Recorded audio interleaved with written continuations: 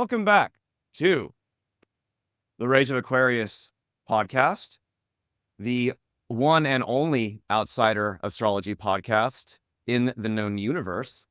I'm your host, Andrei Burke. I am sitting here with my lovely co-hosts, Rachel Capurso of Aeolian Heart Astrology. Hello. And Frederick Woodruff of Woodruff Astrology.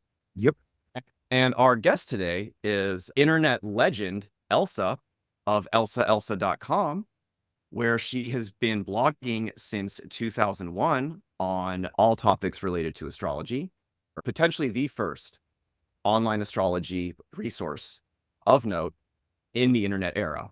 Elsa, welcome. Thank you for joining us. Thanks for the invitation. Hi, everyone. I'm really happy to be here. We're so happy to have you. It's finally a dream come true. Is it the dream come true? I can't believe that I'm talking to you because I ran across your book so many years ago. I was ripping your book. Oh my God, the telephone psychic book. Yes, that was great. I got the book in the library and it was so fetching. I started reading it as I was driving, and I sat there and read like a good third of it in the car, in the parking lot, laughing out loud. That was a great book. Oh my God, Elsa, I had the exact same experience. I mean, not in my car, but Frederick sent me the PDF of that book in 2020. And I don't normally actually laugh out loud when I'm reading, but I was sitting there by myself laughing out loud. It was such a great book, Frederick. Thank you so much for sending that. Oh, sure. Go But ahead. Elsa, you wrote a book, well, because I saw it when we did the interview a couple years back about women in astrology. And then I came across a book you'd written. I think it's still up on Amazon. Do you want to say anything about that? Or Yeah, it was kind of written. I didn't plan to write a book. I didn't plan to be a blogger either. All of this sort of unfolded organically. I was actually posting on a forum for business, and I started a thread about astrology-related thread. It was, I read an article. It was on topic for the forum about increased chattiness. People talk more when Mercury's retrograde, and this is from British Telephone. And I thought that was interesting, and I put it on a forum. It was the eBay sellers, actually, and I got flamed. And I started talking back to the person who flamed me. So I started talking back to him, and a big crowd gathered. And my boyfriend at the time printed out that thread. It was like 2,000 pages long. I wrote about astrology. I didn't even know I knew anything to write. And it started me writing. he's saying, I know. The whole thing's weird. But in the process of talking, I was using examples from my life, and I've had an interesting life. So there was a demand. And I kept telling, there's a little bit of astrology in the stories, but they're all about my life. So the book is called Circle K. And it's a collection of stories that were written, literally in email. Like I used to compose an email. I never considered myself a writer at all. And it just happened. I started blogging because I fell for a spam mail, if you can believe that. I was on this bulletin board, just writing thousands of pages to a non-astrology audience. And that was like 25 years ago. Some of those people read my blog today. They've never missed anything I've ever written in 25 years. Isn't that weird? that is, and we'll see, what was the title of the book? Circle K. It's not really an astrology book, but it's funny. This is I'm like an outsider storyteller. I am good at it, and that's how people got interested. How people got interested in me was by storytelling that included astrology. It's like he's a Leo, so I'm wearing this. And I just, again, also for the listeners, the book is called Heaven and Circle K. Heaven. Circle K. At Yeah. the time, it's about a story where I can't discern the difference between heaven and Circle K. Heaven is wherever you really want to go. So I wanted to go to Circle K when I was a kid. And so it's just the beginning. I love that. We have a no weirdo policy here at the Outsider Astrology Podcast. But you We know, can't have you mucking up our good reputation over here. I'm sitting up straight. I love it. what's fascinating about that is I can really see that same vibe or ethos in Elsa, or your site, because whenever I go in there and check things out, there's that same very conversational, colloquial, tell it like it is, boom, kind of communication with your blog posts and in the forum with your readers.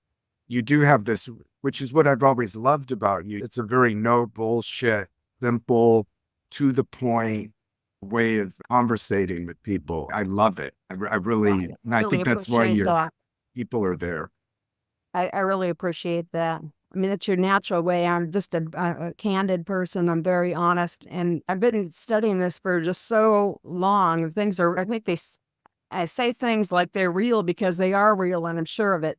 Now, what would you say, like in Mercury, let's pick that because we're talking about communication. In your own natal chart, what do you see some, I mean, are there some wild Mars aspects to Mercury? Or Yes, exactly. I have Mars conjunct Mercury in the 9th house, and I'm oh, wow. constantly wanting to know more. And you see, and I sound like a man, and I sound out there. And it's very interesting is if you actually meet me, I just wrote about this in the early days online. I used to be on the mailing list. There was no blogs or anything. And I was on the Yes. mailing list, and we were just about getting digital cameras. And so people decided to put their picture up, and I sent my picture, and everyone just freaked. And they told me they assumed I looked like a Mack truck. And it was real, like, it's educational because what they're meeting, like by email, is going to be Mars Mercury. And then what Right. I look like is it's completely, so that's something anyway, that's the answer to the question. It's Mars Mercury. But you're you a Libra? No, I'm a Virgo. Oh, I'm Virgo. Okay. Libra. My Mars Right. Mercury's in Libra. I like to think and talk about relationships. I like to interact with people. I like to talk to people from all over the world. It's the 9th house. I grew up with my grandfather who introduced me to astrology.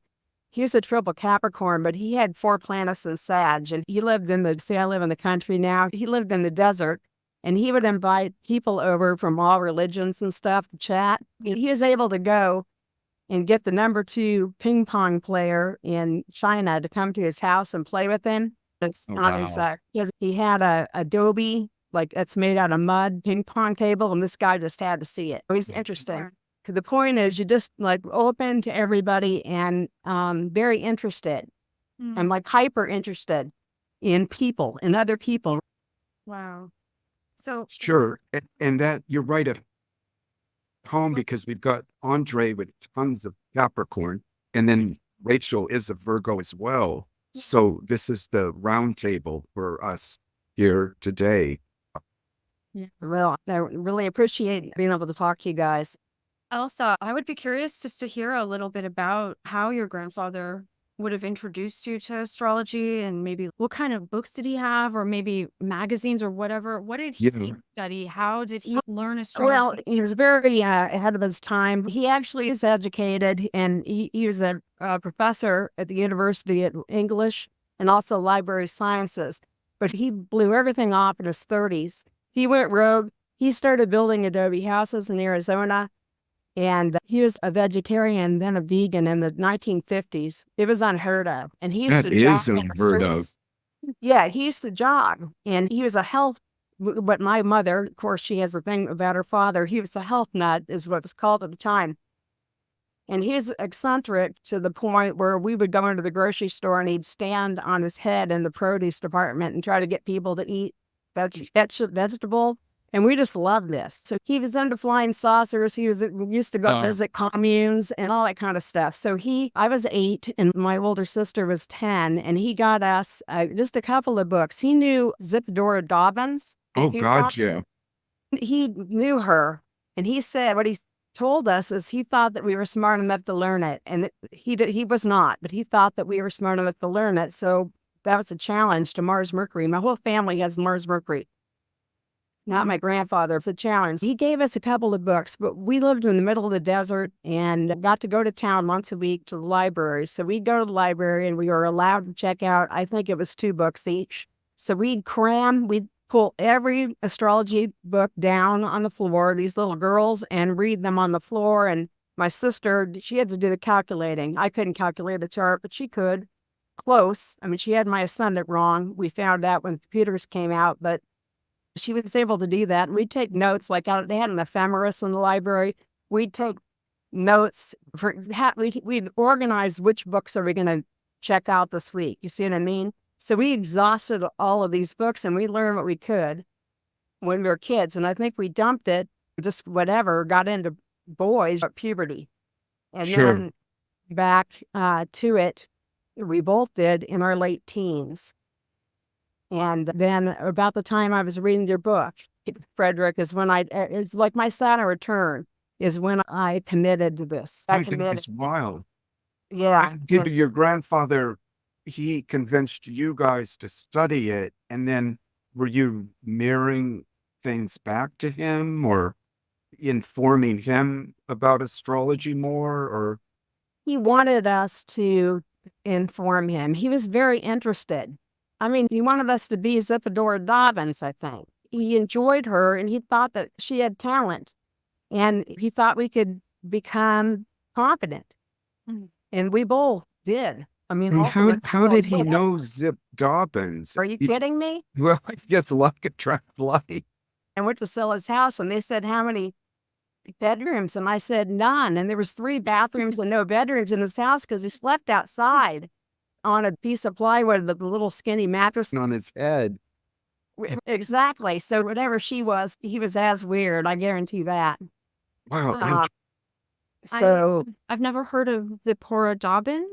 Can you just give us a little intro to this author and what she wrote so that we can do a little research on her? I can't because I didn't I look into can. this. But sounds like somebody else. Yeah, Frederick can. Well, yeah, her claim to fame was she developed this system that it was the idea that you have this alphabet that all of astrology is based on, and that's the number 12. Mhm. And that is, in essence, the first house, Aries, and Mars all have the same frequency. So you could apply that to the entire zodiac. So 4th house is Cancer, Moon. Okay, And- I've heard this theory, and I was introduced to it actually by it through a critical post of it on Facebook. This is how I was introduced to this idea. Well, yeah, I think people like Deborah Holding and stuff really objected to it because she sees the houses as very distinct from the signs. So Scorpio and the 8th house aren't necessarily the same type of essence or whatever. But anyway, that was Zip Dobbins' big thing. And then she wrote a couple of books, I think one on the nodes, and then this alphabet zodiac, and then maybe something on Saturn. I think those were the 3. But she was pretty big at the time, like in the 70s and I think into the 80s. Interesting lady, for sure. Awesome. Thank you, guys. I have some research to do for sure. So, Well, Elsa, so- Also, tell us about, like, how did the brainstorm hit you once you were on the astrology train?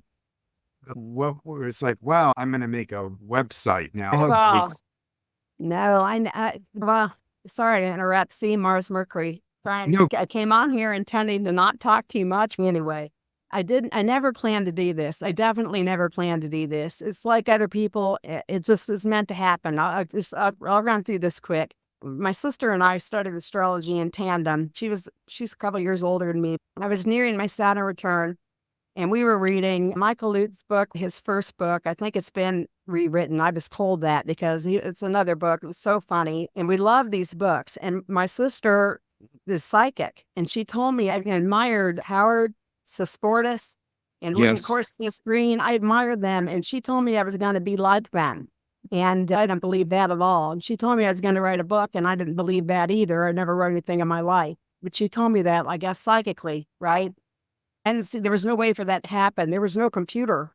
And then somebody gave me a computer and they said, so you can write. And I was in therapy at the time, oddly. And I sat down and literally I wrote an astrology blog, though there was no such thing as a blog. I remember exactly what I wrote. First thing I ever typed into a computer was some kind of little story about all the zodiac signs are crossing through some kind of forest and how they handle that. On the other side, like Virgo is gathering up all the data to help other people once they're through the forest, see? And Scorpio says, what forest? And I was writing, that was the first thing I ever wrote in my life. It's just bizarre. And it was for a therapist of all things. Then I was going to get online, and this is another thing. It's just shocking. I had the Mountain Astrologer in my hand. I'd never been online in my life. I didn't even know how to do it. And I figured out to type in the URL of Alt Astrology. And I went on there and I typed something to somebody, and it turned out to be, I'll tell you who it was. It's Dr. Z. And he flamed me, and he told me basically get off my Usenet or whatever. And I actually answered him, and we ended up writing, and I wrote him and only him on the internet constantly for 6 months. And I learned so much. He taught me the internet. So And who, I'm sorry, was Dr. who? it's Dr. Z. He has the zodiac.com. That's how long he's been around. He Oh has my the, God. he's a Scorpio, and he is marvelous. He has a Wow. PhD in psychology. And I came on there and I was having, I think whatever I wrote, it seemed stupid. My mind's a little abstract, I guess. And I told him I was having a Neptune transit, but we became friends. And he taught me, like, he's the one, I sent him a picture. He's the one who scanned the picture so I could put it on and teach me about that. And they had powwow back then. He taught me to use the internet.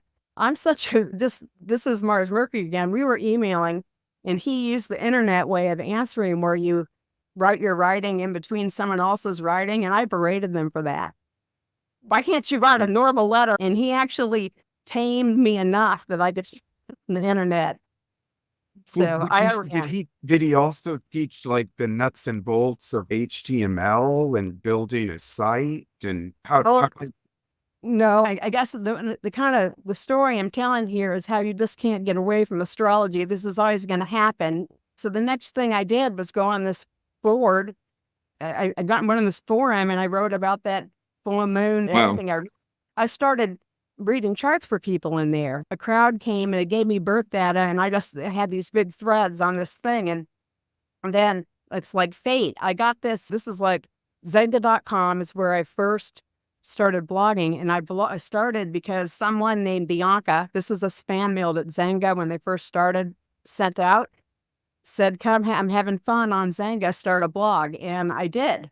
And then it just took off. I mean, it took off. And the person who owns Zenga was huge for a time. It got as high as the number 7 and possibly the number 6 website on the internet in its day. I remember that. Well, I was one of the top people there, and it was the owner of Zenga that helped me set up my blog. The owner of Zenga, and also he convinced me to write a book. And he said, these stories, you gotta have a book. You gotta do something. And he has edited a book for me. He took my writing, because I was just writing. I call that to find your creative self. Saturn in my 6th house, I started editing my book and trying to clean up my writing, because I had like this Sagittarius blathering going. So I had to edit. That was very difficult. And with Saturn went into my 7th house above the horizon, that's when I put my real name instead of a screen name. I used to be called Very Modern Astrology Space Junk, and became more professional. So that's how, oh yeah, so he built the website. Yeah, he built, the guy who built Zenga, and see, they were tied to, I didn't know a lot about this, because they were tied to Biz Stone, who started Twitter. Wow, See? fascinating. Yeah, they were pioneers. And when, for good or ill, because of knowing them, I say them because there's a twin brother, but from knowing them, I know a lot of the back end. Sure. So I love what you say about, and I was trying to explain this to somebody the other day when we got into this argument about science and skeptics and astrology. But like you were saying about, you can't get away from astrology once it gets a foothold in your psyche or whatever. It's like you're really taken down some kind of a wormhole or something. And the reason I'm bringing the point up is what I was trying to explain to this person was that the reason skeptics or rationalists and the scientists, they don't connect to what's really going on with astrology is because astrology is allowing them in. It's sort of, astrology has to let you in, and then whatever your path is, an odyssey with it takes off. It reminds me of when I moved to Hawaii as a Caucasian, and it was the first time in my life I was a minority, because the Polynesians, the Japanese culture, the Chinese, Philippines. But it was very much like living in Hawaii. You would see Caucasians move there, and then if the island didn't take to them, it would spit them out. And then it would move back to the mainland. And astrology is the same way. It's once it gets into you, that's it. But if it doesn't open to you, forget about it. That's a very interesting take. What do you guys think? Oh my gosh. Well, I think that's a good way to look at it, because regarding the common dissent, criticism, and also insults that I've received over the years, it usually does seem to come from someone that has zero intention to find common ground, has no common ground with me. And so it really does feel like exactly what you described. And I can't really communicate with somebody who will not try to have a dialogue. I mean, it's very interesting because I feel like, despite the fact that I've had a lot of pushback and I've heard a lot of criticisms, I've never had a legitimate dialogue or debate with somebody who's already made up their mind about astrology. It's never happened. And I've tried many times to have a fair conversation. And to me, it's not something that I'm trying to get someone to believe in. And they always assume that it's something like religious fervor. But I try to explain, I can't get you to believe in poetry or music or art. I can't get you to believe in that. It's something you either love and understand and want to talk about or dig into, or not. And so I do think that you have a point there. Well, I mean, to your point about poetry and art, you could also say, like, you don't have to believe in a screwdriver to No. be able to use it to, and I kind of see astrology in that same vein, Yeah. right? It has a practical utilitarian application. And I think that's honestly beyond the skeptics that nobody needs to do anything, except for maybe take a chill pill, check themselves before they wreck themselves, and anything in that vein. But I think what would open a skeptic's heart and mind would be the screwdriver approach. The idea of seeing it as a practical tool, would definitely be helpful to loosen some of those tight screws in their own mind. But I think even better, the practical tool approach is something that people that follow astrology, that listen to astrology, or really anything in this modern new age magico-religious sphere, should start seeing these techniques, these schools that they follow, as actually having a practical function, and kind of lose this romanticization of the mysteries, or that they're following some grand tradition, or that they're part of some global awakening. Move beyond that delusional kind of self-inflation, which is where I really do think when a skeptic looks at astrology, the skeptic wants to tell you that they're not superficial. They're not judging it by its appearance. They're not judging it by the people that they've known and the impression that they got and the generalizations they've made. They're resorting to science. But I think that so much of the reputation of these things comes from the fact that the people doing it, it's great. You have such an imagination that you're playing with a screwdriver and then you could pretend it's a lightsaber. That's awesome, but you really do at the end of the day have to understand it's a screwdriver and that it has a function, and you got to pick it up and put it down when you're done using it, which I think is where a lot goes wrong with things like tarot and astrology and the greater kind of esoteric sphere. I'm curious, Elsa, given this long of time that the blog and site and forum of yours has been up, what would you say, how have things mutated or changed with the public's perception and engagement with astrology over the last 25 years? Oh, yeah. How would you define that? Well, when I first started, nobody knew any astrology. And it's this kind of segue off what you guys were just talking about. I think that's one a calling for me. It was by stories. They became interested in the stories. And I have this Saturn Neptune kind of signature in my chart. And I think anyone who hangs around me just will learn astrology. So the people who read my site, they became proficient. Some of them became proficient, but all of them have learned a lot of astrology. So like the big difference of consulting, people used to know absolutely nothing. And now they know quite a bit. But I think that they get a lot of things wrong. I don't mean this to be like critical. I'm saying just mean my average consultation now, where it used to be somebody who didn't know anything, they know a lot, but they get it wrong. And it's easy to like, you can fix the astrology, like just move it and have everything change and like catapult them ahead. You see what I mean? I think that the level of knowledge is dramatically risen. But this is in my little spot. I think on the internet, there's a lot more astrology, but I think it's harder to access it because it's not searchable. And I don't know if you have found that yet, or you know what I mean. Well, sure, because the people that know how to do all the crazy optimization have created a shit show. I mean, 20 years ago, using, say, Google or Yahoo, you'd get much better results than now because of the way it's all rigged. I think that's kind of what you're talking about. That is what I'm talking about. So I think the heyday to learn astrology well has come and gone, to be honest, on the internet the way it is right now, because what you're going to get returned, it's very, I don't know, they just return superficial results. And it's like, it's not outsiders, that's for sure. Yeah. That's really interesting to hear, like, that the oversaturation and I guess the kind of the more shallow interpretations are. To me, I think astrology is hurting people at this point in large numbers, because I learned this when I was a kid, and 8-year-olds are going to be exposed to astrology. So what are they going to, they're going to tell like a Scorpio, they use the stereotypes or whatever, like programs the kid that they have to behave that way.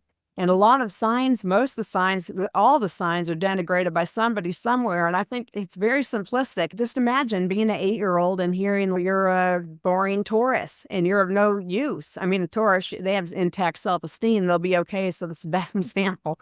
But you see what I'm saying? That it makes people conform. And it really is I think it's causing harm. I have a really important story of how that's happening and almost like a deeper reason why beyond the type of blogs that come up in search results, like whoever's getting the best SEO and stuff. That's part of the reason, but it just came to my attention recently, kind of in a series of synchronicities, that the astrology app, the number one astrology app right now is something called CoStar. I don't know if either of you have heard of this CoStar app. So I just kind of ignored it myself because that's just not my scene. I don't use astrology apps. And the essential premise of this thing is that it's an app where you enter in your natal chart information and it gives you daily updates on your transits. And it apparently has a pretty exploitative, fear-mongering tone. So there's been a lot of criticisms of it based upon that. And so I didn't take that much interest in it because I thought, well, there was always newspaper horoscopes that took that tone, whatever. It's just not interesting to me. But then I was talking to one of my friends who is a coder and a web designer, and she had a short time in big tech. She was working at some big company, and CoStar was trying to poach her. And so they called her in for an interview, and they started asking her strange questions that made her uncomfortable, and they demanded her entire natal chart as a part of the intake process, and she refused to give it to them. And she discovered that this company they're collecting the data of natal charts in addition to your tracking and anything else that they can mine from you. These apps are like they ask you for money, but they're making tons of money on your data. The data, yeah. So they want your natal chart? And she's like, yeah, they want your natal chart. I'm like, why? And she's like, oh, well, they just want everything on you so that they can build a digital avatar of you and use it to exploit you for ads. Plus, there are other reasons why. So one of the things that has shifted in the big tech culture, despite the fact that they've been coming from this dogmatic materialist perspective for so long, it has become a trend in the hiring processes of these big tech companies to ask at least for your big three. And it is absolutely being used as a discriminatory process to decide who's worthy of being hired or not. There's no protection against discrimination regarding your astrology chart. There's no way to prove that somebody did that, and there's no laws against that whatsoever, but they're absolutely doing that. And I found out that there's been a ton of academic studies on this very phenomenon happening right now in China. And it's regarding Western astrology as well. It's not Chinese astrology, but right now in China, there is a serious problem with the Western tropical astrology stereotypes as promoted and magnified by these like mechanical apps, these very simplistic, old-fashioned, just like silly horoscope ideas of who people are and what their value is. Those stereotypes, Western astrology, are being used to discriminate against Chinese people for hiring processes, the dating world, and just interestingly enough, Elsa, the most hated and reviled astrology sign in China is Virgos. And Wow. there's like a serious problem with Virgos, Chinese Virgos, being discriminated against, not getting hired, or being like blacklisted on any kind of social media or dating websites, those kinds of things. But wait a minute. When you say the big tech culture is asking for the big three, do you mean Sun, Moon, Ascendant, and it's Wow. considered, wow, we're like a cool millennial company. Just give us your big three. It's made to be like this really chummy, cool thing, but Drop your D. they are using your natal chart information, whatever they can get. And if you have CoStar or you have one of these apps, it's very likely that they just have your full natal chart. And yeah, they're using that not only to add to the avatar, the digital avatar they're building of you, so that they can combine all the data they have on you and try to target you for certain ads. There's that element to it, but I'm sure there's other reasons.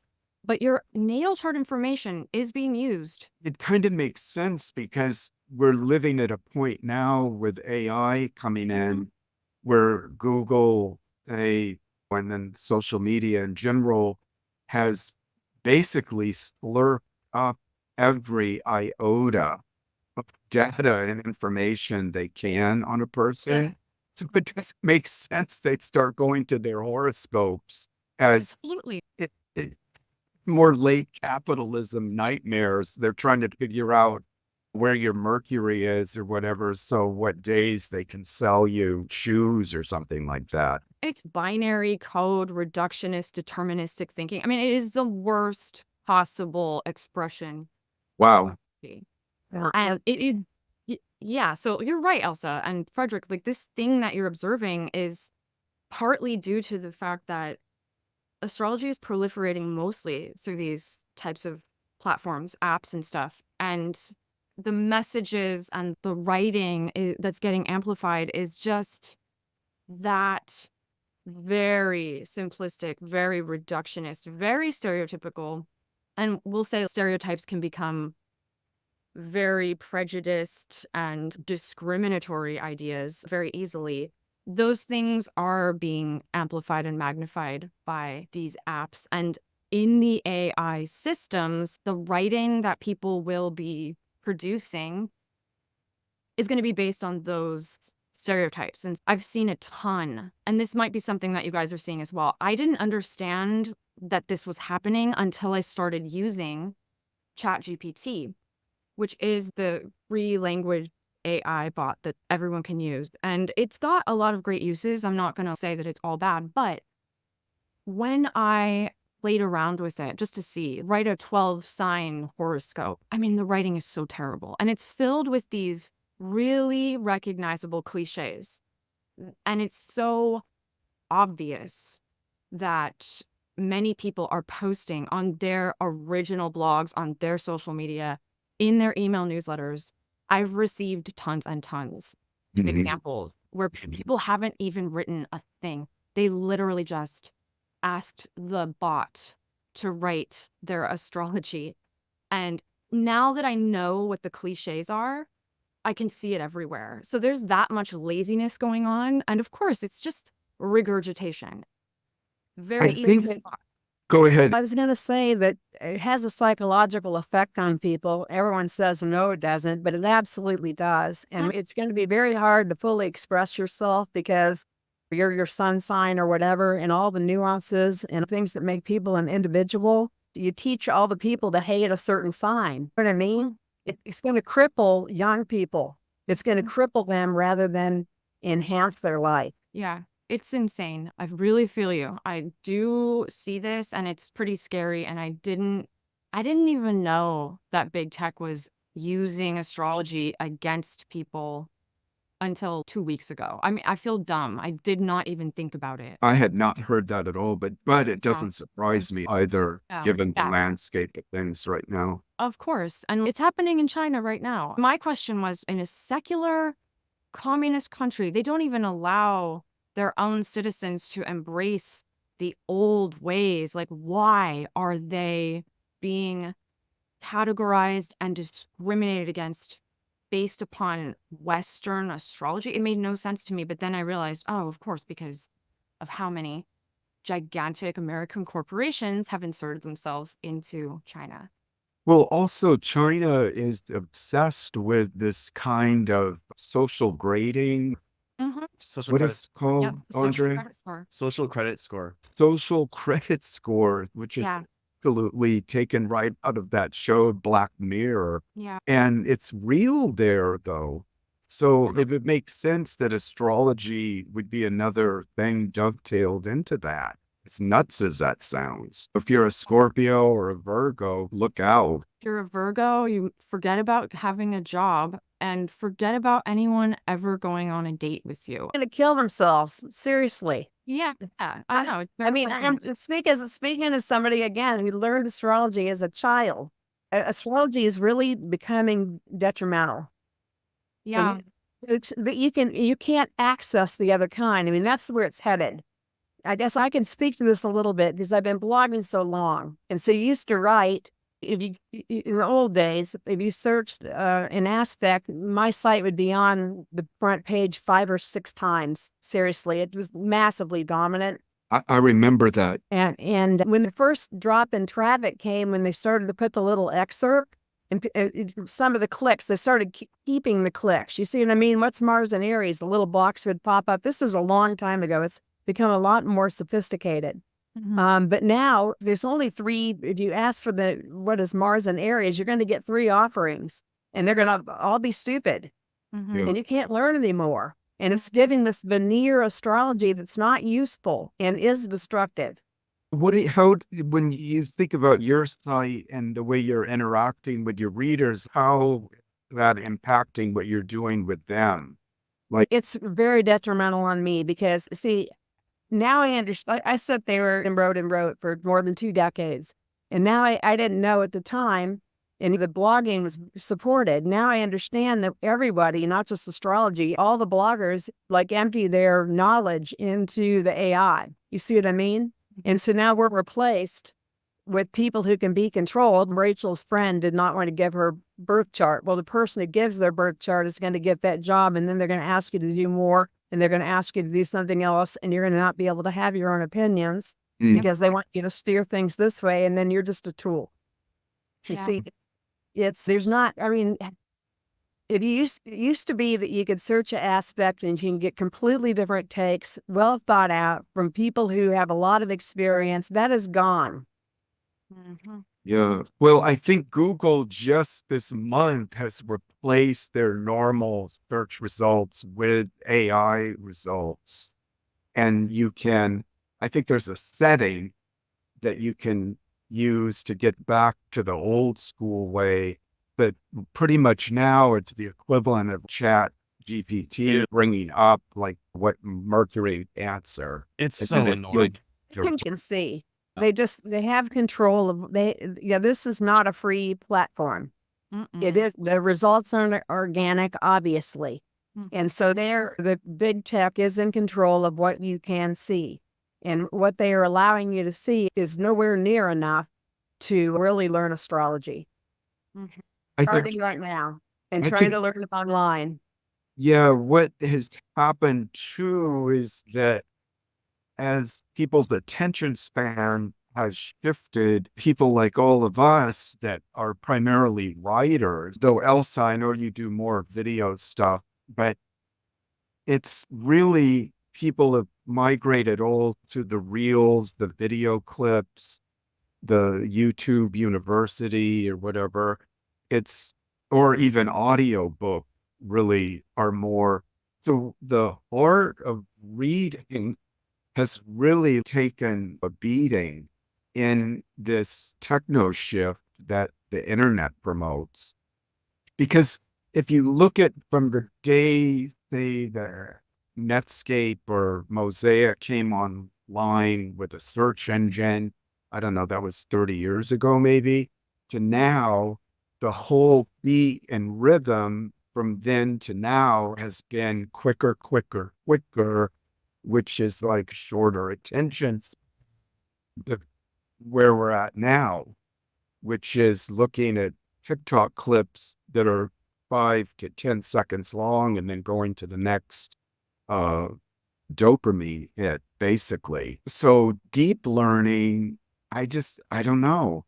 My hope is that with Pluto going into Aquarius, there's some kind of comeuppance is coming to this tech dominance. I mean, what's your take on that, Elsa? I guess I'd say I live in hope. I associate Saturn with comeuppance is one thing. So that probably throws me off a little bit. I don't know how to unseat this power. The way I see the internet these days, like the internet was fun, it was wild, it was free. And I feel like the internet is now the exact same thing as the TV and organic, original, normal people, just like you or me, and we just kind of homegrown. You can't get on TV. And today you can't get on the internet either. Yeah, Okay, so you go there. This is what bothers me. So I go because I want to subscribe to you. And then it gives me 3 or 4 other AI astrologers on the side. Want to, try these people out. You see what I mean? yeah, they're trying to So grow their audience. they needed real people to write. And we did it so long that they're just writing junk. I mean, what's on TV? It's horrible. I mean, how old is that song, whatever, how many channels, nothing on? And look where we're at. Yeah, And so the internet has become like the TV, where like a organic mom and pop kind of person can't get an audience. It appears that they can because people who are with a huge audience have a fake backstory. You know what I mean? And I can say this because I had help. Initially, I had help. I mean, I was hooked up with those people who started Zynga.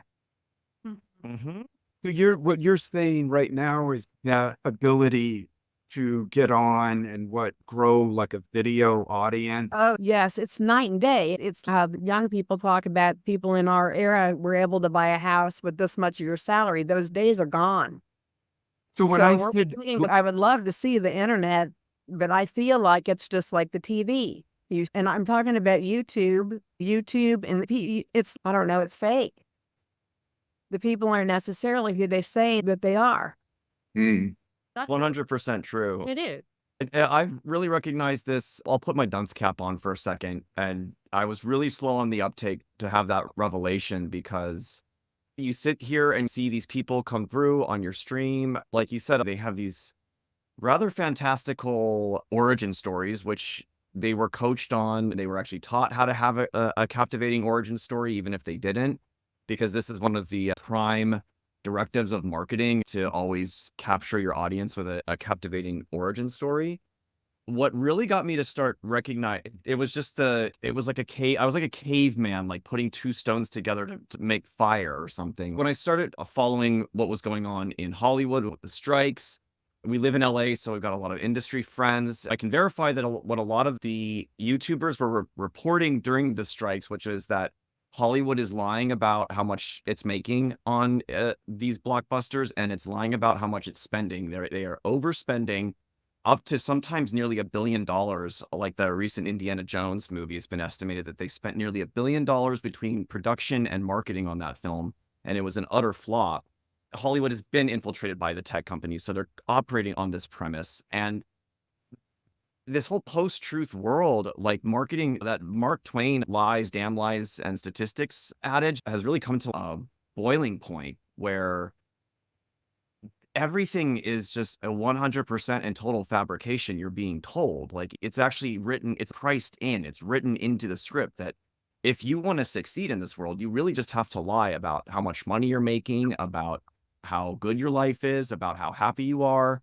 That's when you'll get the followers, and that's when you'll get the likes, and that's when you'll get the shares. But if you for one moment like actually want to be yourself and be a real authentic person, then you're relegated to probably having 20 followers and 1 or 2 likes on your posts, and one of those is always from your mom. So Got it. You got it. So then people who are organically talented, who really have something to say and a way to say it, they can't get an audience. They're going to quit. yeah, no, it's Of true. course. It's true. I would like when you came on, I heard the Mars Mercury in your voice, and I really got this is somebody you don't usually run into in these online spaces. And I've been wanting to ask this whole time because I could tell you're an organic person. I could tell that if we bumped into each other outside the Circle K, we're probably going to get into one of those pretending to get in my car for 45 minutes while we actually just keep talking kind of conversations. Flattering. Thank you. Yeah, but you don't meet people like that online. It's because it is all so cultivated. You're trained on how to be, and this is the word I want to get to, engaging. Because what you were mentioning about Substack, that like when you're on a platform like that, you're really just the bait to get the traffic sucked into their funnel, not yours. Theirs. Exactly. And it comes down to this word engagement, where Rachel's dad is a really hip cat. He can see how the world works. He sees what's going on on the online sphere. Mercury. And he's a Mercury and Scorpio. And one of the things he was talking about is that where if you are in online business, and I did online, again, I don't know if these stats are true, but online learning is one of the fastest growing industries right now in the tech sphere, specific, not because of the classes or the course content or the teachers, it's because of these communities that you get to be a part of. Where is the new TV? Because now the TV talks back to you. You could talk to the TV and it talks back to you. You can, quote unquote, engage with it. So what Rachel's dad pointed out was that back in the 30s, during the economic crisis, during the Great Depression, entertainment was booming. And now, as we just pointed out, entertainment is actually failing, but these tech platforms are rising. Things like online learning communities are becoming a thing. And so the one thing he just didn't get was that the focus has shifted from entertainment to engagement. I personally just like being entertained. I prefer listening to my favorite David Bowie record on repeat than I do a fascinating new podcast with the hottest new guest, with the leading expert in XYZ field. And that's why formerly in a world like people like you, Elsa, or I don't know, I would like to hope to think that a guy like me had a chance. People just that were interesting and strange and offbeat and had something to say, and it cannot be replicated, to me, that's entertainment. And I think that's what's being lost in this world that's so focused on engagement, because entertainment is subjective. Agree. So I'm sorry. I agree. And then also it's all owned by the machine, like, yeah. And there is no true outsider opinion. It's just, it's just the closed system. The system, there's no more, it's just closed. Like you can't go on TV and have your time. Yeah, the big platforms have trained people to work for them for free and then goad them to continue to make content that's engaging, because then they can sell that to the advertisers and blah, blah, blah. And going back to what I was saying about Pluto and Aquarius and the idea of come up, I understand what you said about Saturn being more of that association with that experience. But I think in the way I was using it, this is the whole techno-electronic info age mania. Now with the introduction of AI, I think it's ballooning and engorging itself to a point that is like a bubble that's going to pop. And actually, I think the AI thing will be what the Achilles heel is, because a lot of it's like emperor's new clothing with AI. I mean, yes, there's certain functions that it can do and some time-saving things, but the tech thing has reached some kind of a limit. And I see this when I get like new updates on the iPhone, say, and I put them on. I'm like, oh, okay, is it going to be faster? Is it going to be some new? And it's just new emojis that are the new update. They can't get the thing to go any faster or do. So there's always this fight with tech about new cutting edge revolutionary, but we are actually at a point where the Pluto element, now that it's split into, it's kind of exposing the rot that's there. I mean, if you follow Elon Musk, who's supposedly this avatar of brilliant with Tesla and Starlink, and a lot of it's just crap. If you follow like what happened with the new trucks that they released that are falling apart on everybody, and Teslas are all sitting by thousands, like in lots everywhere. Nobody's buying them because there's nowhere to charge them. And the neural link, they're falling out of the guy's brain that was able to move his mouse by thinking about it because of this fucking thing in his head. So to me, it's the emperor's new clothing phenomenon starting to happen. And I think that will force people back into something more organic in their life. Like they'll just have hit a tipping point with everything tech, everything instant, everything electric, everything now. And I just don't think the human nervous system can handle it.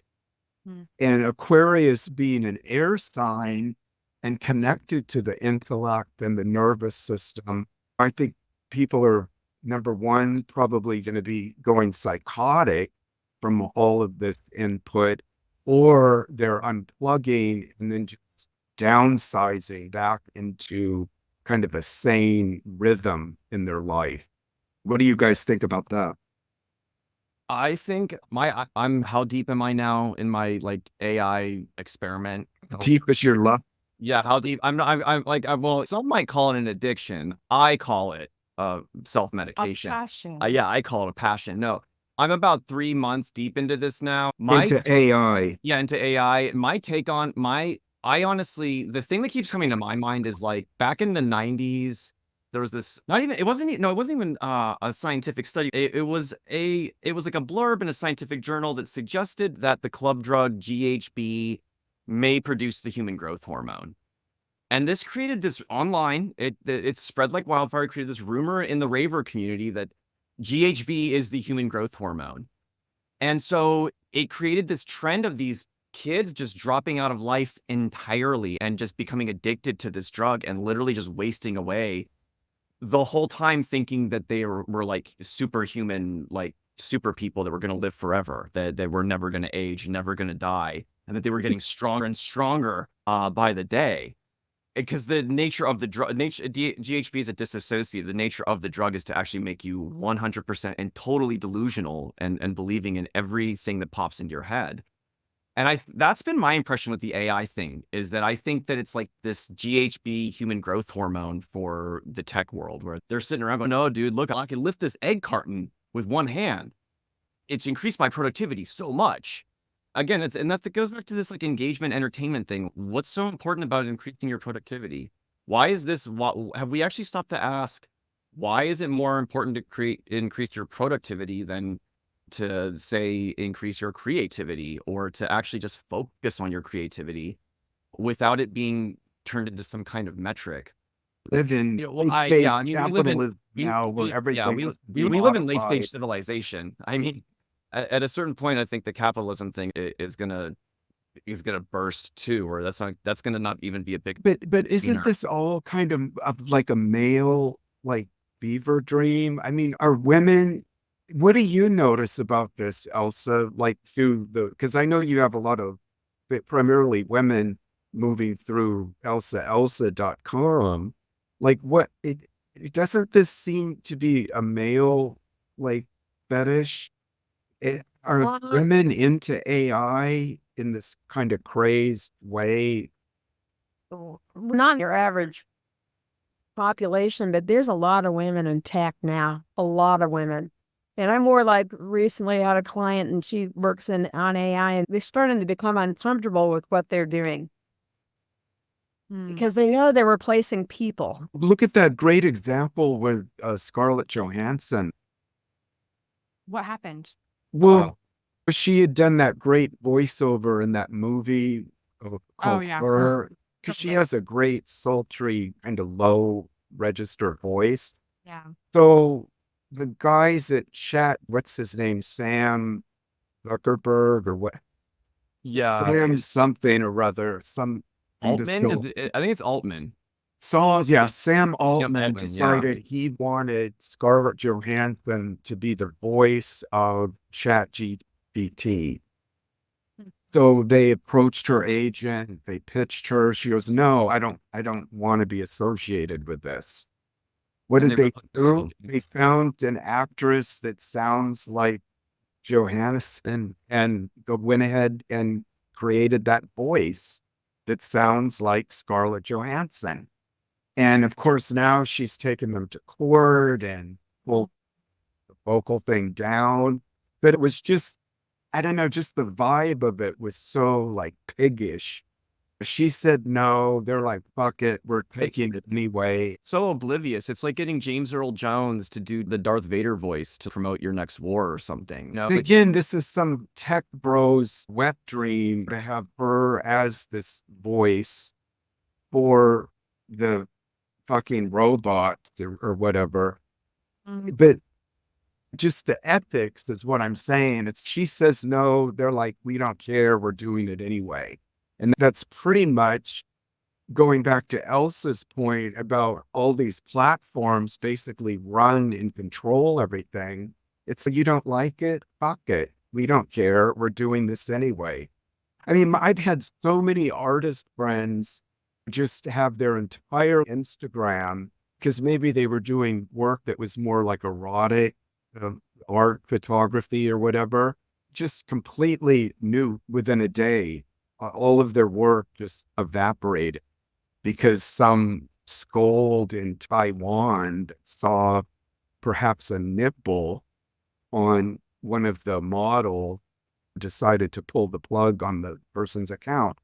And that's the crazy level of Pluto and Aquarius vibe that we're in now that I'm thinking is just gonna like kind of implode on itself over the next 20 years or so.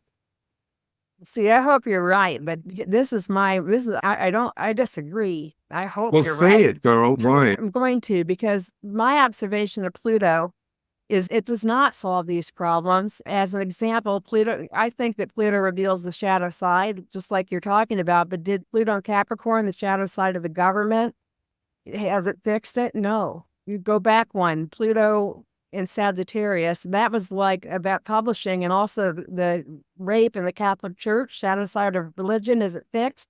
No. Pluto in Scorpio is where you went out, walked outside, and every magazine had incest on the cover. Remember that?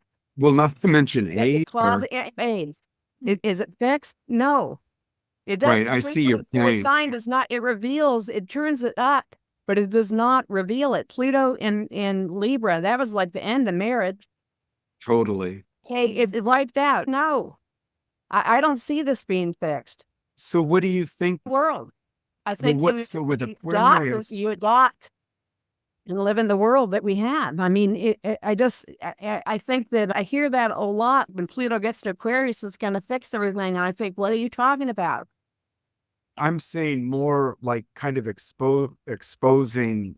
Well, I agree, but see, you'll do it. You're at this age and your life experience, you will. I moved to the country. really checked way off. And we'll do that, but you have to think about the people who are the younger people who are coming up, and I just pay attention to all kinds of weird things. And for example, if people want to resist like a digital ID and they don't want to use their phone, and then they say, well, you save this money if you do the checkout on your phone, and they don't want to do that. And then you go to the internet, say like Reddit, to these, and it'll be covered with people who denigrate. It's all fake. I think it's all fake, but they're denigrating any idiot moron who won't use their phone to check out what a pain in the ass they are. And there's like social pressure, you see, and they corral them into doing what you're not going to do. So you can, and the world belongs to the young people, but the young people coming up, they're not like me. They have no problem. Rachel's talking about that app, but this is these platforms as well. They're also, I mentioned, it's just weird how this comes up. I mentioned that first computer I had, I wasn't online. I typed my addresses into that computer. I was never online with that computer ever in my life. And whatever, 20 years later, I buy a cell phone and all my contacts come up from that computer, people I haven't talked to in 30 years. Chilling. Yeah, the things we're talking about are going to happen. They already happened. I don't understand why people don't get excited. I remember when Google drove by my house and stole everything off my Wi-Fi. I mean, how do we tolerate that? I don't know. I mean, very good question. I really do have a problem with it personally, and I've been pretty aware of how serious this is my whole life. However, as you said, I eventually came to a point where I had no choice but to get a smartphone in order to have my job at the time, etc. It is forced in many ways. And as far as my trust and gullibility, I never trusted or put any faith in these corporate entities, these fascist entities, because they are corporations that work with the government, and that combination is actually the definition of fascism. I'm really concerned, and it disturbs me a lot. This was before the government came out publicly and said, we're going to spy on you with impunity. This is the 90s. This is when people still thought the internet's like some utopia and we're all going to get connected and it's going to democratize knowledge and we're all going to connect, global village, that kind of stuff. I was just having a conversation with my friend and I was just joking around with her, and I had seen this movie called In the Line of Fire. It was In the Line of Fire. Yeah, In the Line of Fire, yeah. And it's a political thriller from the early 90s. And it's about this Vietnam vet who's gone insane, and he has this plan to assassinate the president. And he does this. He makes a plastic gun so that he can get past the metal detectors, and he tries to assassinate the president. I was joking around with my friend, and I was talking about this movie, but I was acting as though I was speaking these lines. I was speaking the lines of the villain. And I'm like, I'm going to kill the president, and I know how. And I said, I'm going to make a plastic gun. I was doing movie lines with my friend. Now, I didn't think anything of it. I logged off, and 2 days later, my mom comes in. She's, I have something very serious to talk to you about. I'm like, what? What did I do? Oh my God. I was seriously being a good kid. I didn't know what the fuck was wrong. And I find out that the FBI had showed up at my friend's house to question the person who was disseminating threats against the president's life. This was Clinton. Yeah. We were 7th grade girls and we didn't do anything, and we didn't have a platform. This was a private chat on AOL, and we were just messing around. Like it could not have sounded like anything but 12-year-old girls. But because I spoke in the first person movie lines, I'm not even joking. And they questioned her. Now, why did they question her, not me? Because she thought that our chat was fun. And so she copied it and put it into an email chain to 4 of our friends. And I guess it got forwarded by a couple of people. So because it got forwarded a few times, and I mean, this is nothing compared to the kind of branching tree that you could get on social media or even a message board. This was like just a tiny little email chain that she had created, which I knew nothing about. I wasn't a part of that. She didn't realize that there was anything wrong with that either, because there really isn't anything wrong with that. But she was terrorized by the federal government. Her mom was terrorized by the federal government. Now, obviously, they didn't do anything. It really was just a little girl, but they thought it was cool to show up and interrogate and investigate and let us know that's not cool. You're not allowed to say that you want to kill the president. And I was like, aware from that moment on how serious this is. They are definitely, I always knew they were invading our privacy, tapping our phone calls, looking at everything that we do. And yeah, it's very concerning to me. I'm not quite sure why everybody puts up with it. I really don't know. And I have been. Well, because the generation younger than you, but at this point, they're totally inculcated into it. Oh, it's no big deal. Gmail reads all of my mail because they want to sell me shoes, or that they've just been trained into this sort of obedience to the way that the thing is rigged and set up. But I want to ask Elsa, like, so given what we've been talking about here, what do you see with what you're doing with your site, and somebody who's like a leader with, say, the dispersing astrological information, knowledge, dialogue, communication? What do you see coming up for yourself related to Honestly, what you have all this traffic, like I described earlier, and comes down, dialed down, dialed down. They're not going to send. They want everyone to be on these platforms where you can be tracked. right? And there's no use for me to go on a platform. It's not just because I'm going to be tracked, but for the reason I've already explained, because you are the bait to be directed over to somebody who is putting forth whatever message that they want to put out there.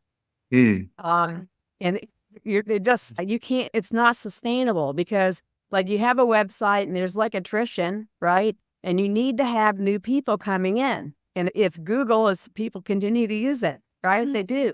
And the Google results are also, replicated by the other search engines. You just can't if they can't find you. It's like having a business, being a restaurant. When you drive by, you can't see that restaurant will go out of business. But see, you and I, and to a lesser degree, Andrei and Rachel, really, we remember the days of where you could put a site up and you could thrive from the organic traffic that came in. Right. It Right. now is geared totally to what you can pay to have yourself show up in results or whatever. The entire internet has gone to shit because of that. Even going to Amazon, you search for a particular brand of lotion, and then you're given like 15 sponsored ads for lotion you don't even want, comes up top. And that's the whole thing now. The internet has completely turned into just a commercial sales machine. You're saying, well, retirement, so that you're saying that's the option for you versus getting more aggressive, like with advertising or things like that.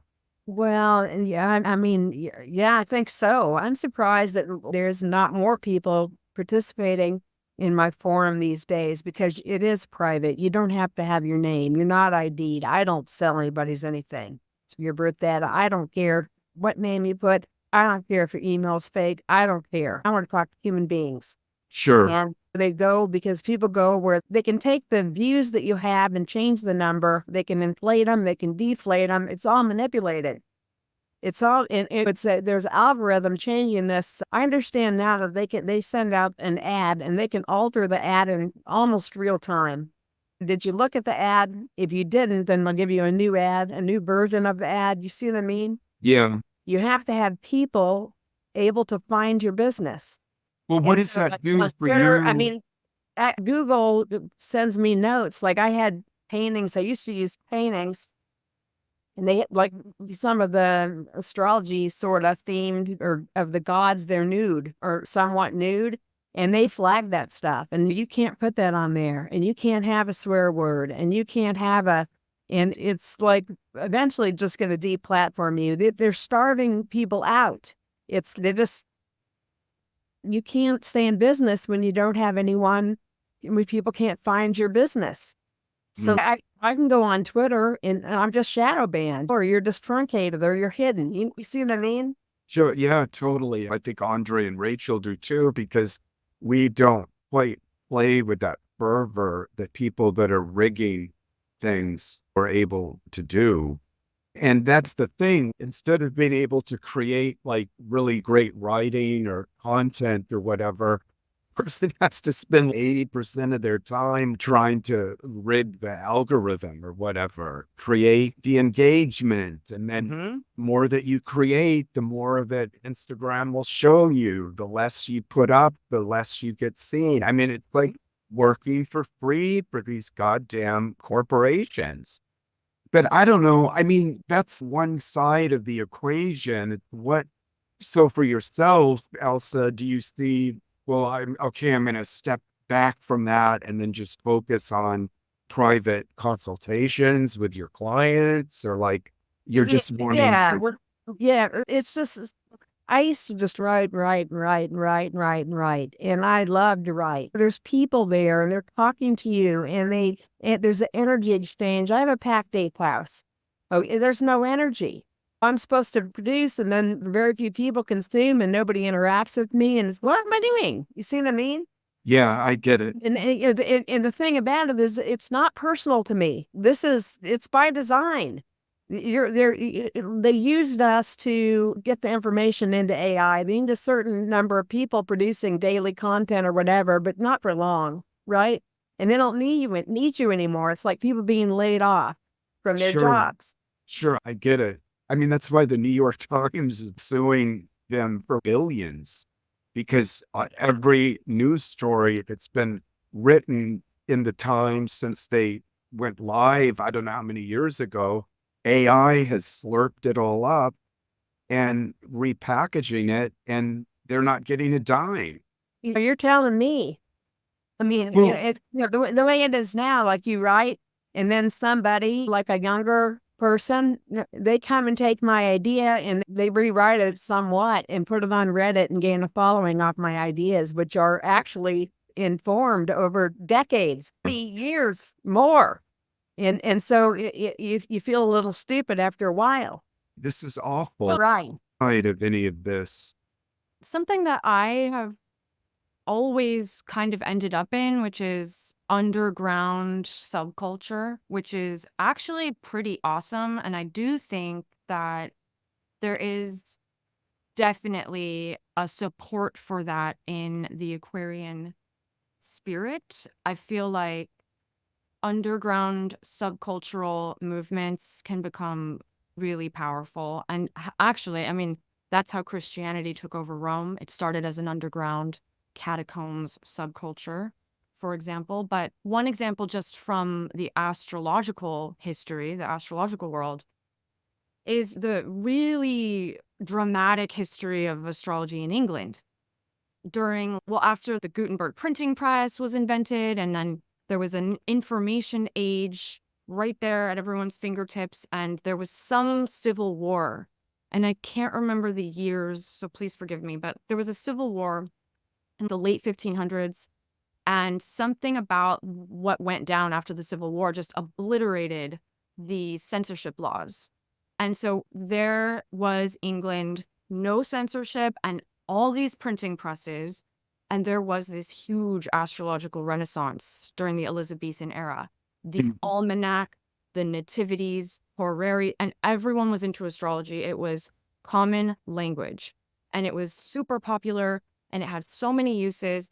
It's all through Shakespeare. It's in all the poetry. It's such a huge part of the Renaissance in England. And then in the late 18th century, and then again in the early 19th century, there were these laws that were passed against fortune telling and witchcraft and sorcery. And so and these were like heavy-handed authoritarian laws that were intended not actually to protect religion so much, but at this point, it's a scientific revolution thing. They're actually really doing this work to separate, marginalize, and defame the people who are outside of the scientific paradigm. And so at that point, astrology was criminalized. And you could, in fact, do 2 years in prison, which was the same sentence for sodomy. That was what Oscar Wilde was given. Sodomy and astrological predictions, published astrological predictions, could be 2 years in prison. They'd actually been trying to get him on the astrology prediction for years. But really, it truly is. And I learned about this because there's this amazing archive online of all these old astrological journals and magazines. And one of them is it's one of the older ones that they have on there, and it's the Astrologer of the 19th century. I also learned something about this movement through William Blake and his crew. So William Blake hung out with these astrologers, and they were these underground subcultural communities. They were marginalized. They weren't thrown in jail just for being astrologers, but yeah, their voices were silenced, their ability to express themselves restricted. The potential for going to jail obviously kept this pretty quiet. However, there was so much great work being done, and these journals were really beautiful, really good research, a lot of amazing things still stirring in that subject, and a really great community. There was a lot of really awesome people like William Blake connected to this world. He himself was not like an astrologer. I think he knew a lot, but it was one of his closest friends that he went to art school with that was actually a prominent astrologer. And what did they have? They had fake names. Like, they had their little poetic book club societies with their fake names. They never published under their names. And so there is that element, which is, to me, it's disturbing that it had to be so hush. It's disturbing that it was criminalized by the government. I do not agree with that. At the same time, they made it work. They allowed things to flower and flourish. They were publishing really high quality, super beautiful journals. And they were in tune with the cream of the crop in terms of the great thinkers and the great artists of that time. For me, I feel like it's only natural for there to be a thriving underground of sorts.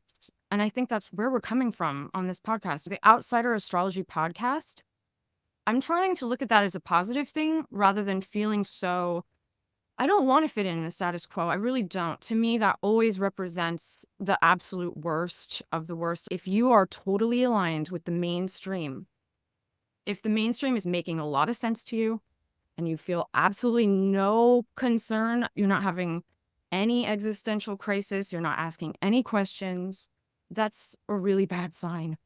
I think Elsa's right, but I also feel like we really need to look at the potential for having mad respect and also really appreciating that the subcultural element could be something that actually is good for astrology. Because, yeah, the oversaturation and also the ridiculous stereotypes, like this mentality is so dumb, and it's not going to flourish any further in that context.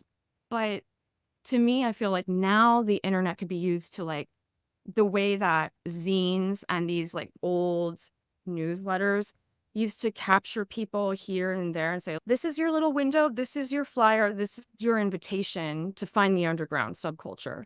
So I do think we can still do that. What do you think about that, Elsa? Well, I think she's right for our generation. I'm not sure. I think the young people really do like the phone. I mean, I agree, but what she brought to mind is a couple of things. The first is my first hit on Pluto and Aquarius. I wrote the first blog post about it in 2015, and it was called Pluto and Aquarius Down with People, the Machines. And then the other thing is Rachel was talking, I've been reading a psychiatrist.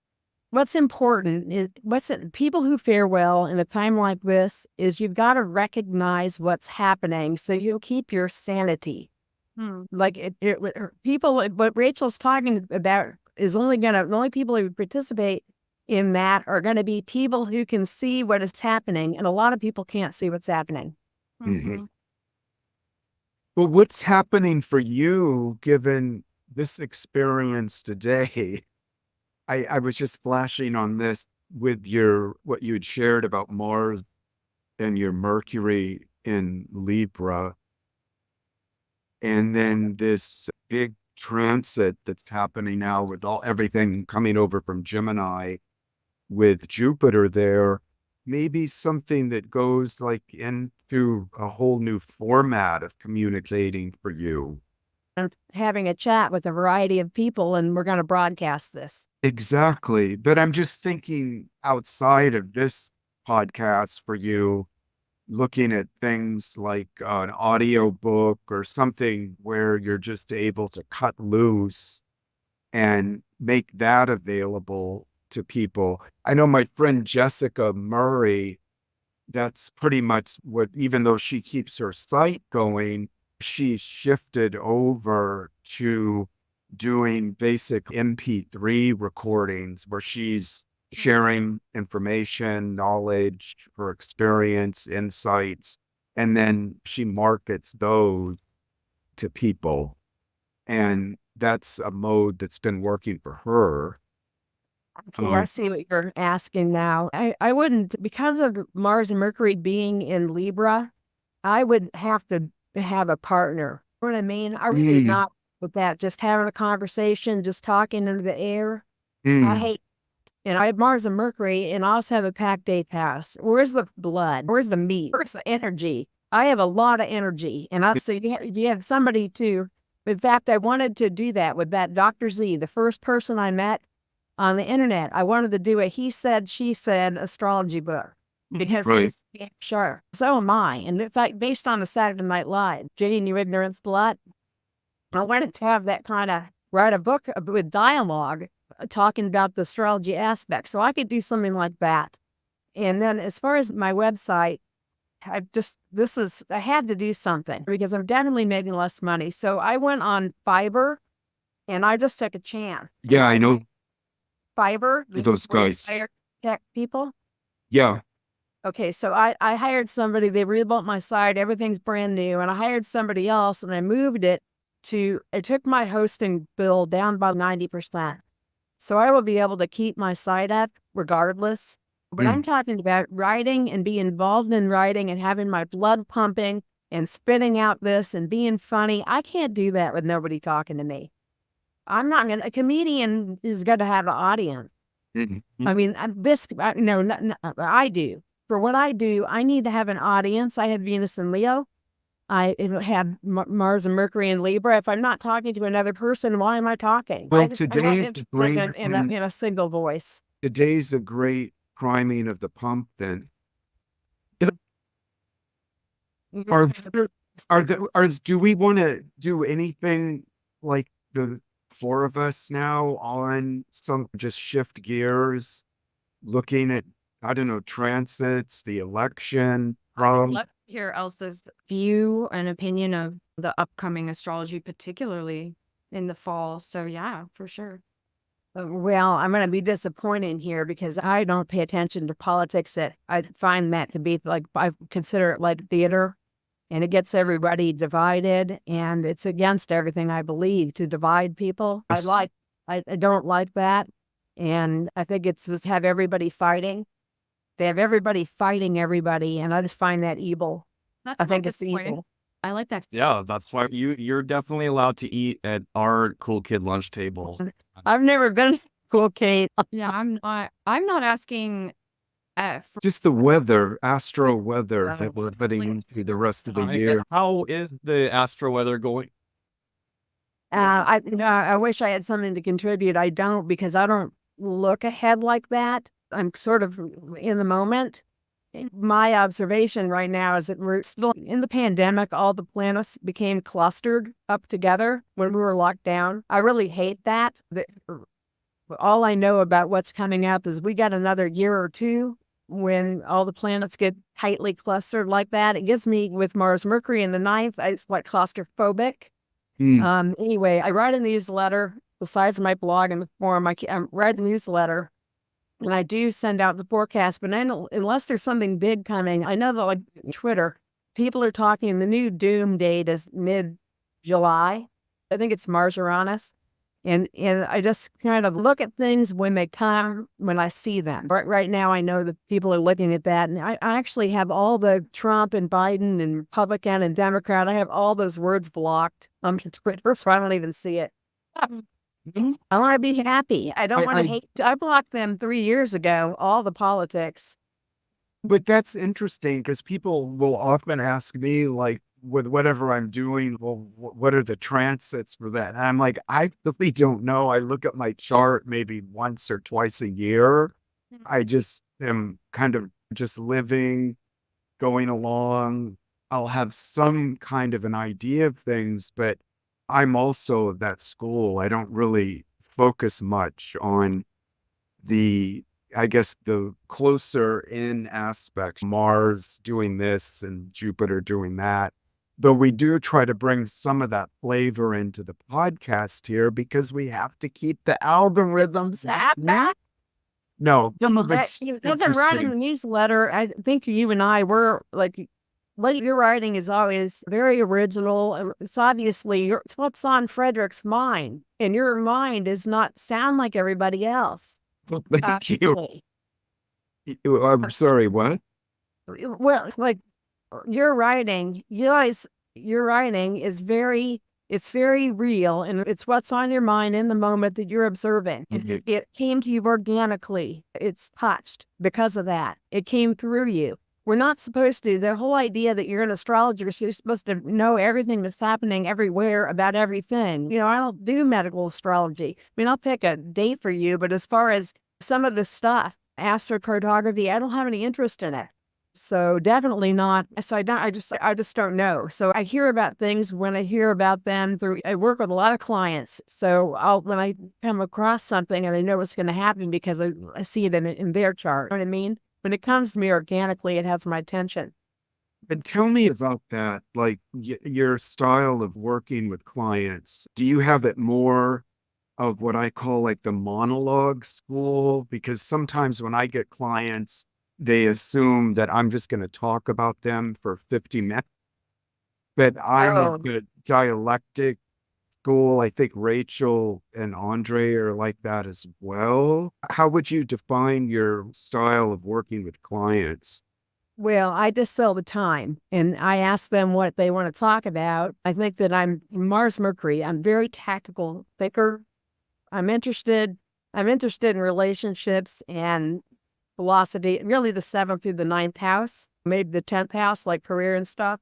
But if I was going to promote myself, I have a strong interest in relationships and how they function and how you can let your partner be an individual in a relationship. But I also trauma, because I'm from a traumatic background and I have a strong interest in psychology and people. Like I've sometimes call myself the astrologer of last resort. Got a hardcore problem, the kind of thing that just is going to be repulsive to other people, then I'm your girl. I'm a tactician, and I can figure it out. I can crack it. I'm a mastermind like that. Whether you're trying to get ahead at work or trying to get beyond here, or you want to have the best outcome there, or you want to know if you're fighting a stupid fight in court, and my judgment's pretty good. And so they'll call me to say, am I messing up? And I tell them, yes, you are, or no, you aren't. And I'm very direct. So I'm very direct. And I think that's why I get male clients because of Mars Mercury. Yeah, you were telling me that in that interview we did about men and women. Would you say your school of astrology is like more like Hellenistic or the evolutionary or just that was kind of, this is kind of going back a ways, but it is kind of interesting because my sister and I, we just learned, and I had been studying astrology 20 years. I hope that's right. About 20 years before I ever met another astrologer who isn't my sister, ever. So we were up in the desert, in the middle of the desert. I mean, we just come out of the dirt.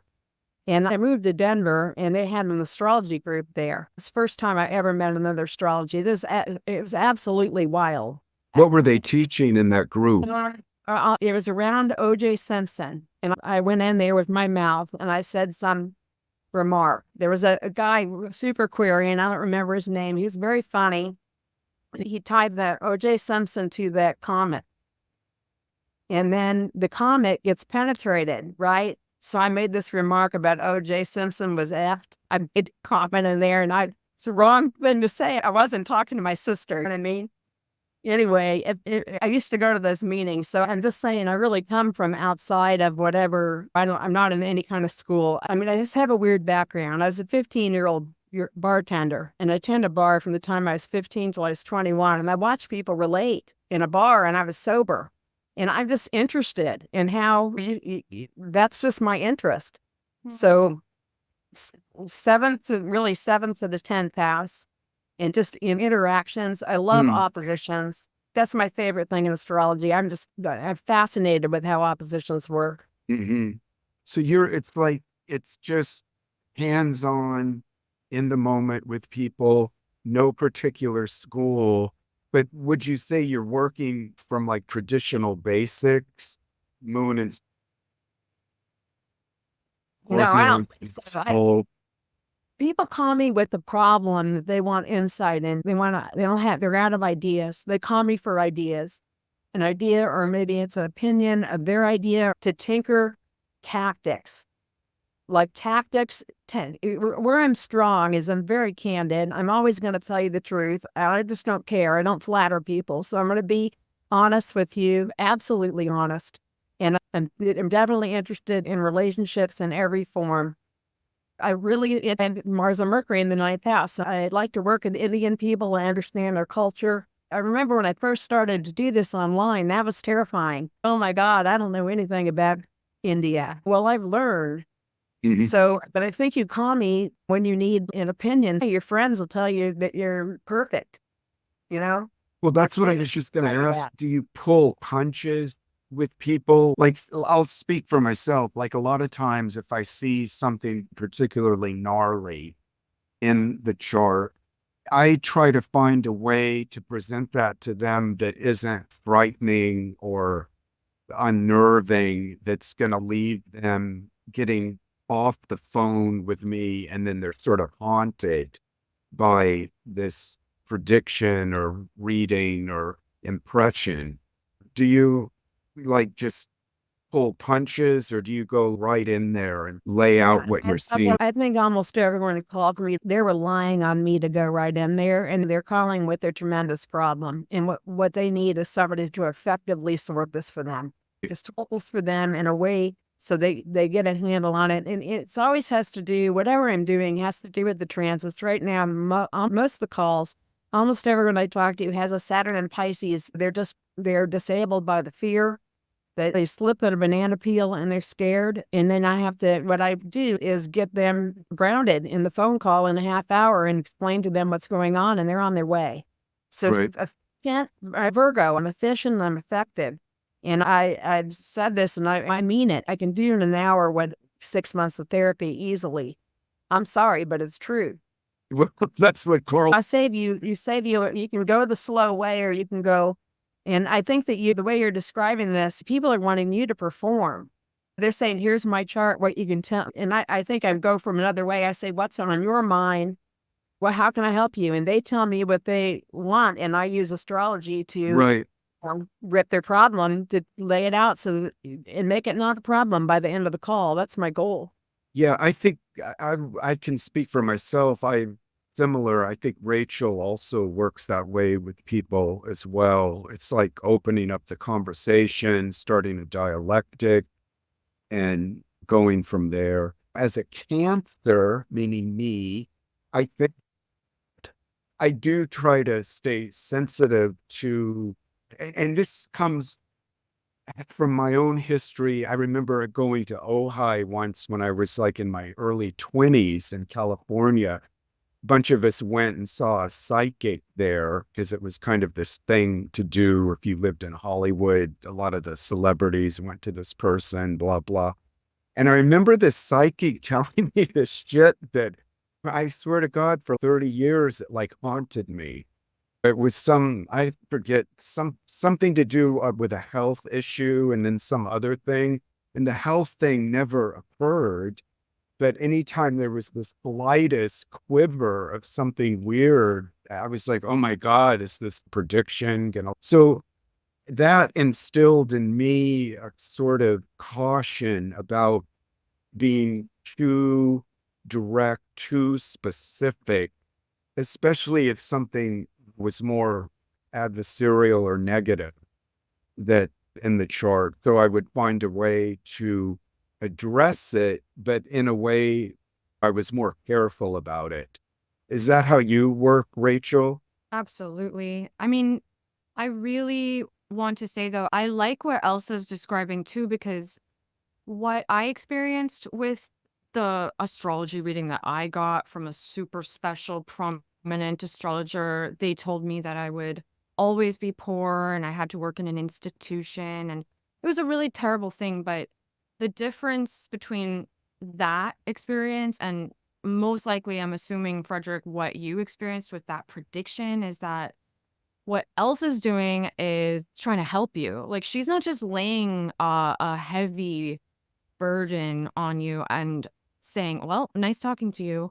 There's like a problem solving attitude that she's taking. She's trying to diagnose and offer some actual guidance, some real solutions. And so I think there's a world of difference between someone who's trying to solve your problems, which requires a certain level of honesty, and somebody who just takes some kind of either unconscious or even perhaps conscious delight in making their clients feel afraid, insecure, less than. And I don't do that. I really do try to be very conscientious about people's feelings. Yeah, the power abuse, I think, in astrology, and even the astrologers aren't even really that aware that they're doing it. But Yeah. Elsa mentioning psychology with working with people is an important key, I think, because of the language that gives the astrologer to work with.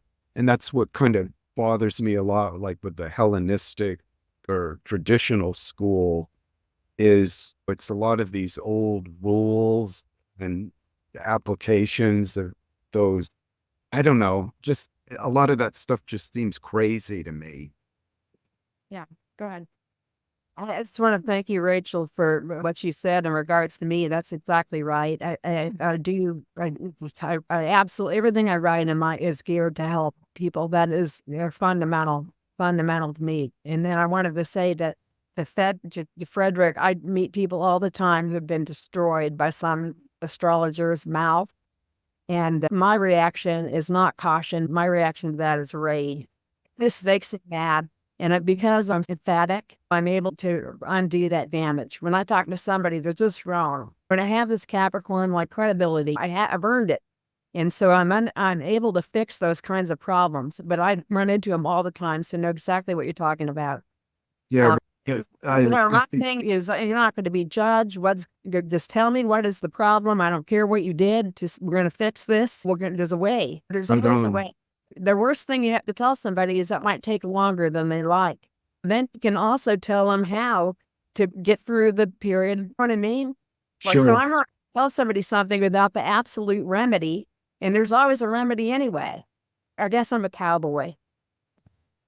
But Capricorn, it's not reckless. It's controlled and effective. And sometimes I do talk, and sorry, I'm doing it now. I'll interrupt clients and I'll talk over them and I will tell them, it's really up to them, but I'll tell them we have a half hour. I can solve this if you want.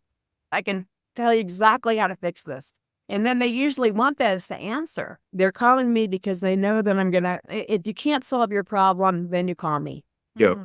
That's awesome. I really appreciate the place you're coming from. And to be honest, my favorite thing about our podcast is that and this is why Frederick and I first hit it off, and Andrei too, is that when I decided I'm going to become an astrologer, I did think that I was going to love the community and the scene, and that other astrologers were going to be so inspiring because they're going to be these free thinkers and these artists and people with a lot of interesting ideas and interesting stories. And I found quite the opposite for the most part, and it was really troubling. But it is absolutely true that there are those people out there, and that's what's cool about our guests.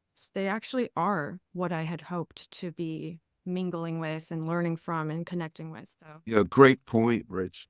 thanks. Guys, do you think this is the, should we wrap this, or is there any Perfect note to wrap learning? up on. Okay. 100%. Yeah. Thank you so much, Elsa. This has been awesome. Your life is fascinating. You're right. And I'm going to check out your book for sure. One thing before we do wrap up, just my parting thoughts at least. Yeah. One thing that I think Rachel and Elsa and Frederick all have in common is that they're writers foremost before actually being astrologers.